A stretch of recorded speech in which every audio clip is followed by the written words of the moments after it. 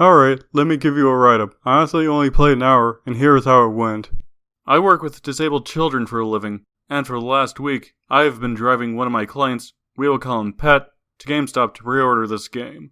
He's a functioning autistic, but not very high. He can communicate, but he doesn't know how to read or communicate correctly at times.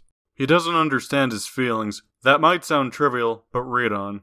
We finally finished paying for the game, and the entire week I was trying to warn him, Pat, don't do this. Pat, you can spend that money on way better things. But he wouldn't listen.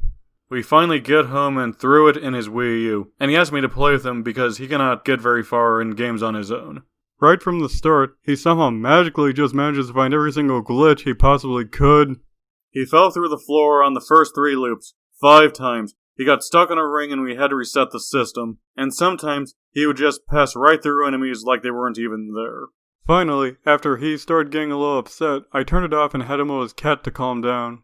He looked down at his cat and back up at me, and said in a completely clear voice, Anon, that was the worst thing I've ever bought. This was the longest sentence I've ever heard him say, without lisp, without grunting, without hand motions. He knew exactly what he wanted to say and how to say it, because Sonic Boom was that fucking bad. Sonic Boom was so bad, it obliterated autism for 10 seconds.